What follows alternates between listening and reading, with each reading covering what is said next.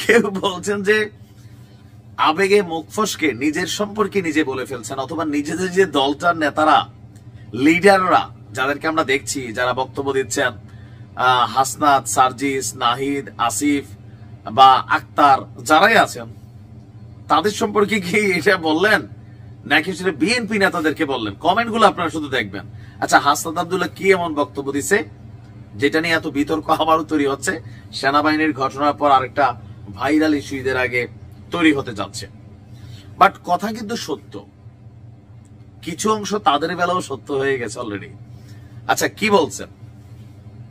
গতকালকে দেবিদ্বার উপজেলা, সামনে ঈদ, সবাই লোকাল এলাকায় যাচ্ছে, কেউ ভ্যানে, কেউ গাড়িতে, কেউ আবার টমটমে কইরা, ঠেলা গাড়িতে কইরা এলাকায় ব্যাপক নির্বাচনী প্রচার প্রচারণা চালাচ্ছে, ওয়াদার ফুলঝুরি জিতছে। তো দেবিদ্বার উপজেলা পরিষদ হলরুমে দেবিদ্বার পাবলিকিয়ান অ্যাসোসিয়েশন আয়োজিত একটা প্রোগ্রামে তিনি বলছেন, আমাদের দেশের লিডারশিপ হচ্ছে ভণ্ডামিপূর্ণ। একদম ঠিক, এটা কিন্তু ঠিক। তো কেউ কেউ বলছেন যে ঠিক আপনার মতো।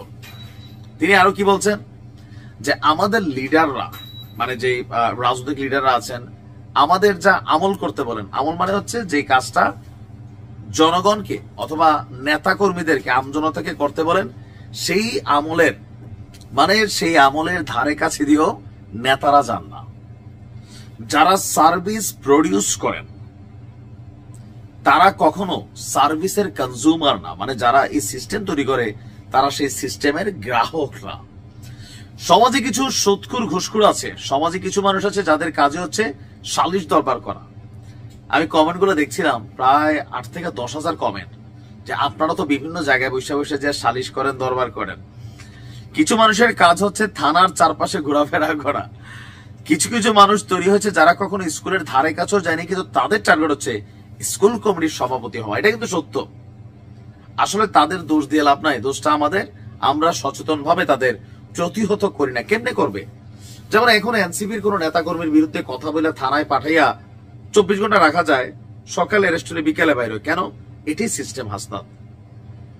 আপনারাও রাইট নাও ওই সিস্টেমের অংশ।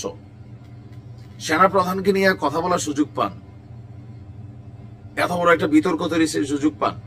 আমজনতার মধ্যে কেউ এই কাজ করলে, বিএনপির অথবা আওয়ামী লীগের তো বাদে দিলাম, এই মুহূর্তে সদ্য শিকার ভাল খাইতো, তাই না? এটা হচ্ছে বাস্তবতা।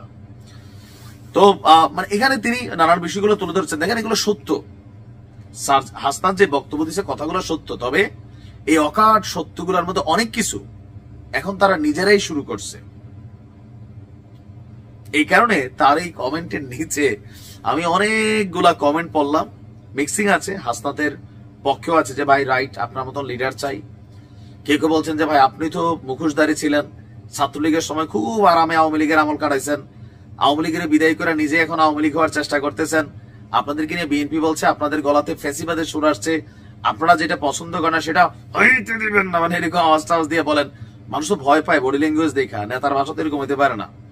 তার মানে নেতারা মুখে মুখে যাই বলে, বাস্তবতা হচ্ছে ক্ষমতাকে সবাই এনজয় করে।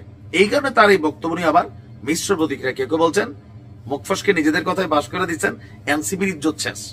কেউ কেউ বলছেন ভাই না, সারা বাংলাদেশের রাজনৈতিক দলগুলোকে মেনশন করছেন, তাদের মধ্যে তারাও আছেন, বাকিরা তো আগের থেকে আছেন। তাদের কাছে তো মানুষ নতুনত্ব চায়, তারা মনে করে তারা ভালো, কিন্তু জনগণ কি মনে করে? তাদের পক্ষের জনগণ না, আমজনতা। হুইজ আমজনতা? আমজনতা নাই। নির্বাচন হলে বোঝা যায় কে আসলে জনগণের মূল সাপোর্টটা পাচ্ছেন।